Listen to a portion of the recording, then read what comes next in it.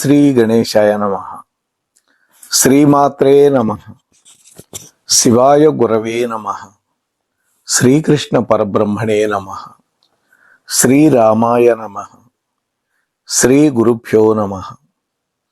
నారాయణం నమస్కృత్య నరం చైవ నరోత్తమం దేవీం సరస్వతీం వ్యాసం తతో జయముదీరయేత్. సచ్చిదానంద రూపాయ విశ్వోత్పత్యాదిహేతవే తాపత్రయ వినాశాయ శ్రీకృష్ణాయ వయం నమః. ప్రియ భగవద్బంధువులారా, మన మోహనవాణి ఛానల్ ద్వారా శ్రీ నారాయణ భట్టతిరి గారి ప్రణీతమైనటువంటి శ్రీ నారాయణీయ కావ్యాన్ని భక్తి శ్రద్ధలతో వింటూ ఉన్నటువంటి భక్తామ తల్లులకు తండ్రులకు మునుముందుగా నా యొక్క నమస్కారాలు. నిన్నటి రోజున మనం 23వ ఎపిసోడ్లో 19వ దశకాన్ని దక్షుడి యొక్క జననం చెప్పుకున్నాం. ఈ రోజున 24వ భాగానికి మిమ్మల్ని అందరినీ స్వాగతిస్తున్నాను. ఇందులో 20వ దశకాన్ని చెప్పుకుంటున్నాం. వృషభ యోగేశ్వరుడి యొక్క చరిత్ర. స్వయంభువు మనువు యొక్క పెద్ద కొడుకు ప్రియవ్రతుడు, రెండో కొడుకు ఉత్తానపాదుడు అని మనం చెప్పుకున్నాం. ఈ ప్రియవ్రతుడికి బర్హిష్మతి అనేటువంటి భార్య వల్ల 10 మంది కొడుకులు పుట్టారు. వాళ్లల్లో పెద్దవాడు అగ్నిధ్రుడు. అతడికి పూర్వచిత్తి అనేటువంటి ఒక అప్సర కాంత యందు నాభి అనేటువంటి ఒక కొడుకు పుట్టాడు. ఆ కుమారుడు కూడా యజ్ఞమధ్యంలో కలిగాడు, అంటే యజ్ఞం చేస్తున్న సమయంలో పుట్టాడు. ఆ మహానుభావుడు యజ్ఞంలో ఒక ఇష్టిలో నీ యొక్క దర్శన భాగ్యాన్ని పొందాడు. ఇష్టి అంటే యజ్ఞంలో ఒక భాగం, ఒక కలాపం. అందులో కృష్ణ నీ యొక్క దర్శనం పొందాడు. అప్పుడు నువ్వు ఎలా ఉన్నావు?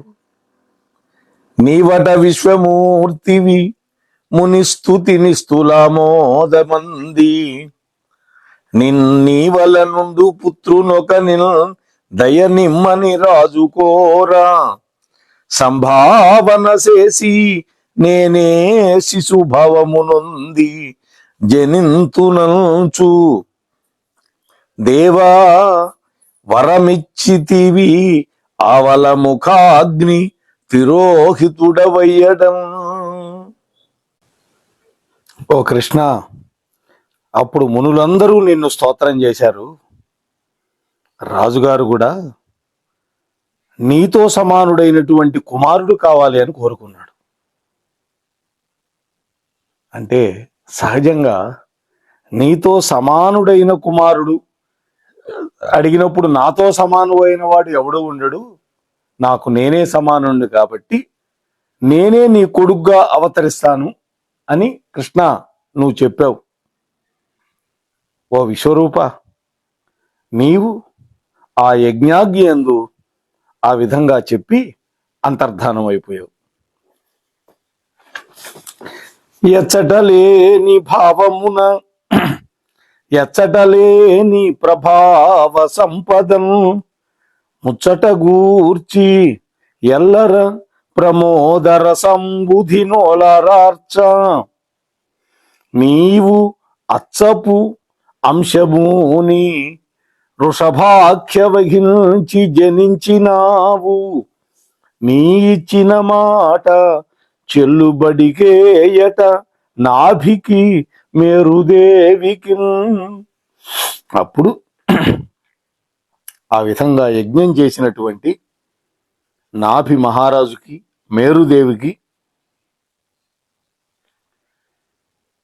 వృషభుడు అనేటువంటి పేరుతోటి అసామాన్యమైనటువంటి గుణ ప్రభావ విశేషణాలతోటి సర్వజనులకు ఆహ్లాదం కలిగించేటట్టుగా నువ్వు అవతరించావు.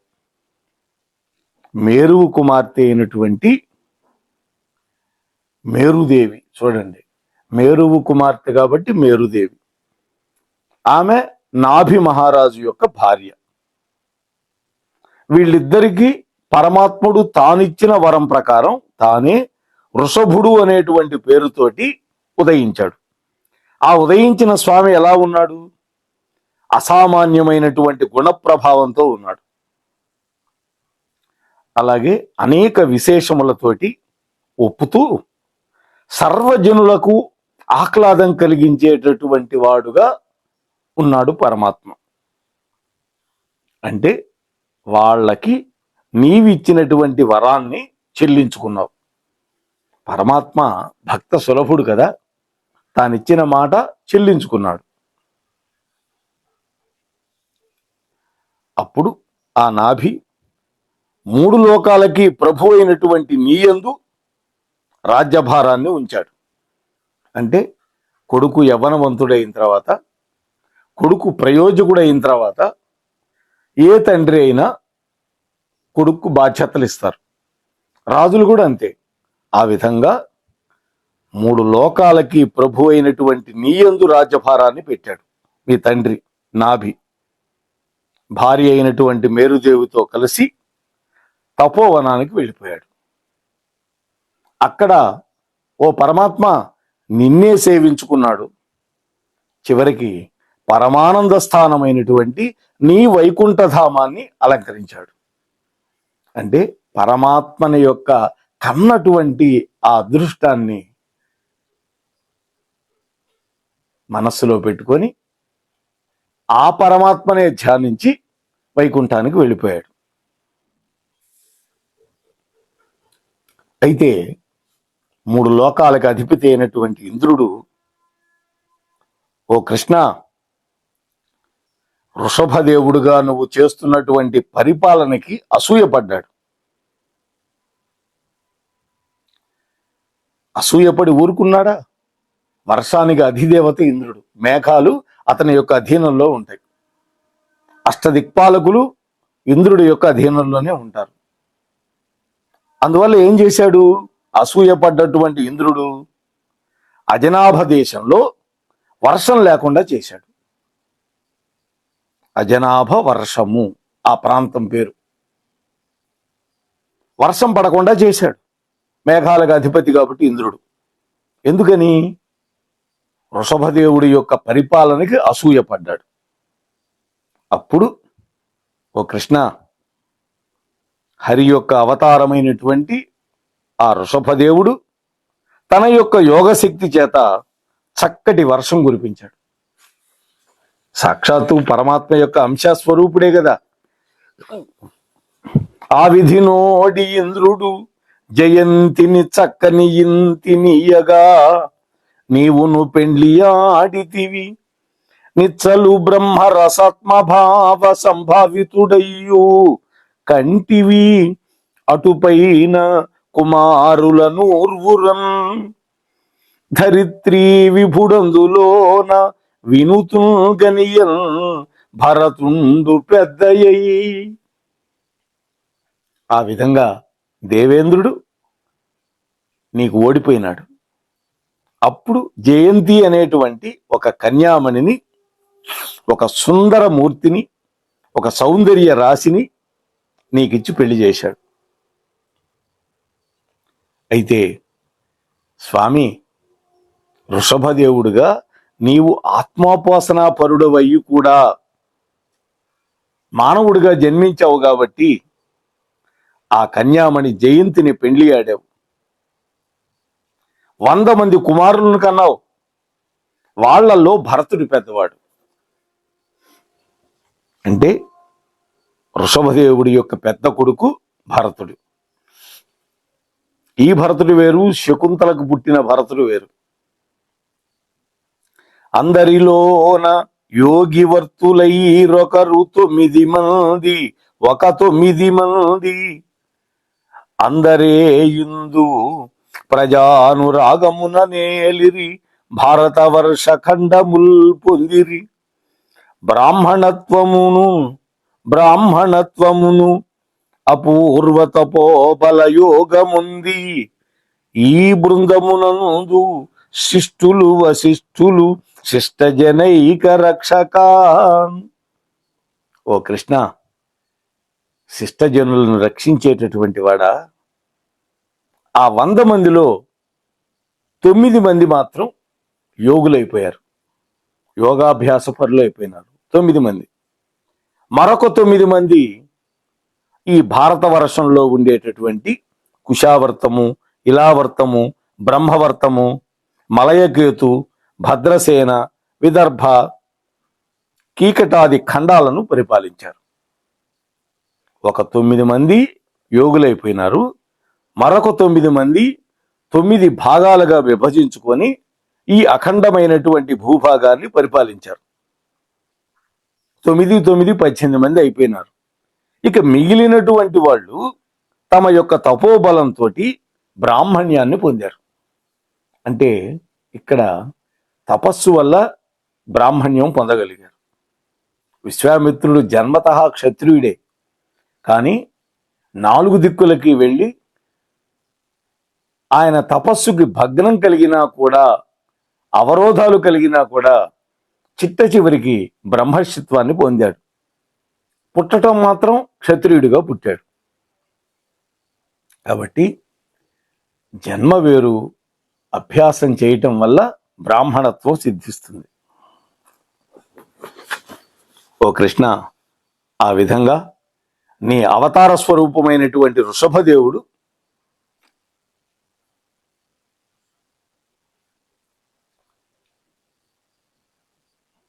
మునిమండలిలో భరతాది కుమారులకి విరక్తి, భక్తి, నిష్ఠ మొదలైనటువంటి ముక్తి మార్గాలన్నీ ఉపదేశించాడు.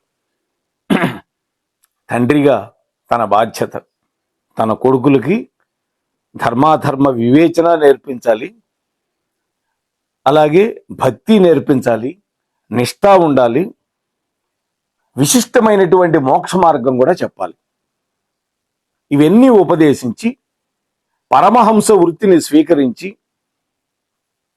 నీవు జడత్వాన్ని వహించి ఉన్మత్త పిశాచ వర్తనుడివై ఉన్నావు.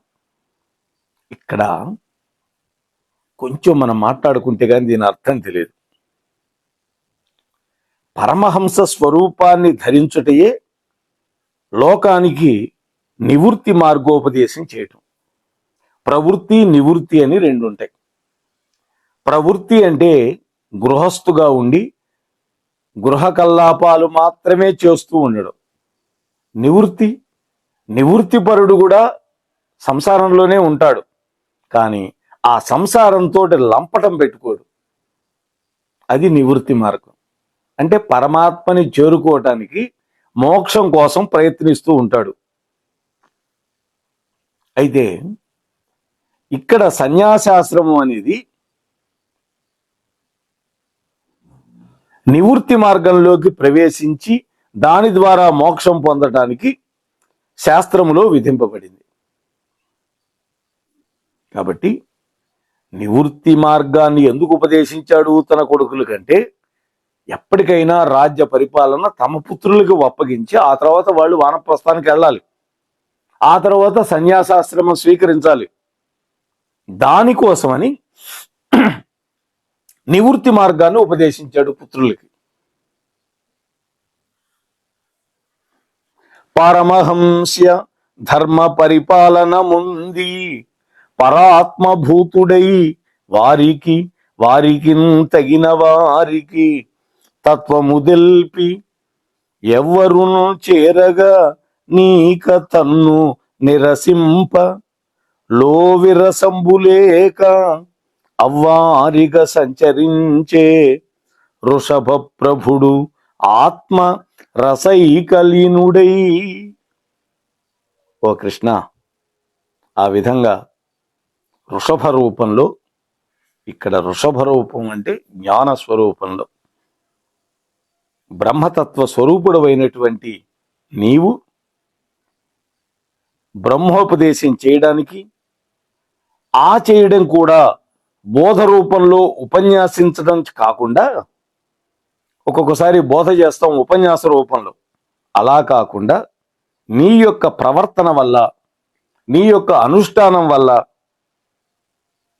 నీవు అవధూత రూపంలో ప్రవర్తిస్తూ బాల ఉన్మత్త పిశాచంలాగా వర్తిస్తూ అందరి చేత నిరసింపబడుతూ దానివల్ల సుఖ దుఃఖాది రహితుడవై నిస్సంగత్వంతో నీ స్వస్వరూప ఆనంద రసానుభూతిలో లీనుడవై జీవన్ముక్త స్థితిలో విహరించావు అన్నాడు. పరమాత్మ యొక్క అంశతో వచ్చాడు. అంశతో వచ్చినటువంటి వృషభదేవుడు తన విద్యుక్త ధర్మాన్ని నిర్వర్తించాడు. అంటే తన పుత్రులకి నివృత్తి మార్గాన్ని బోధించాడు. ఆ తర్వాత తన ఈ దేహాన్ని విడిచిపెట్టి వెళ్ళిపోవాలి కదా. అందుకని ఏం చేశాడు? అవధూత రూపంలో ప్రవర్తించాడు.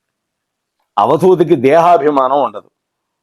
ఇది అలాగే బాలుడు, వాడికి కూడా దేహం మీద అభిమానం ఉండదు. ఉన్మత్తుడు అంటే పిచ్చివాడికి కూడా ఉండదు. అందుకని బాల ఉన్మత్త ఒక పిశాచంలాగా ప్రవర్తించావు నువ్వు. దానివల్ల ఏమైంది? అందరూ నిన్ను నిరసించారు, చీకొట్టారు. దానివల్ల సుఖ దుఃఖాలని రహితం చేసుకొని నిస్సంగివై నీ యొక్క స్వస్వరూప ఆనంద రసానుభూతిలో లీనుడు అయిపోయినావు.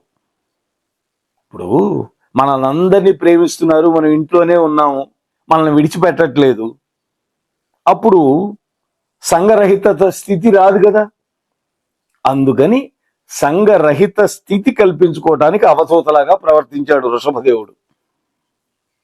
నిస్సంగత్వంతో ఉన్నాడు. అంతేకాదు తన యొక్క స్వరూప రసానందభూతిలో లీనడమైనాడు. అప్పుడేమైంది? ఆయనకి జీవన్ముక్త స్థితి వచ్చింది. ఆ స్థితిలో విహరించావు నువ్వు. అజగర వ్రతముగని ఆవు వలెన్ మృగమట్లు కాకి అట్లో జరించి మించి తిరుగొందని నిష్ట స్వరూపలాభ విభ్రాజితుడై దావాగ్నిపడి ప్రాకృత దేహమును జగించినావు. ఈ జగమందు నీవు వృషభేశ్వర మున్ గుటకాచలమున. కొండ చిలవని అజగరం అని పిలుస్తారు సంస్కృతంలో. అజగర వృత్తిలో ఉన్నాడు అన్నాడు. అంటే ఏమిటి? కొండ చిలువ కదలకుండా మెదలకుండా చచ్చినట్టుగా పడి ఉంటుంది. ఇంద్రియ వ్యాపారాలని ప్రత్యాహారం చేస్తుంది. కేవలము బ్రహ్మానంద రసానుభూతిలో ఉండిపోతుంది. ఇలా మానవుడు కూడా ఉంటే వాడు అజగర వృత్తిని స్వీకరించాడు అని భావించాలి. అటువంటి అజగర వృత్తిని స్వీకరించి గోవులాగా, మృగంలాగా, కాకిలాగా, అంటే శుద్ధి, విశుద్ధి, విధి నిషేధాలు లేకుండా, చూసారా? గోవు శుద్ధత్వం. కాకి దానికి విధి నిషేధం లేనే లేవు. ఎంగిలి మెతుకులు తింటుంది, కుళ్ళిపోయిన మాంసం తింటుంది, ఏదైనా తింటుంది.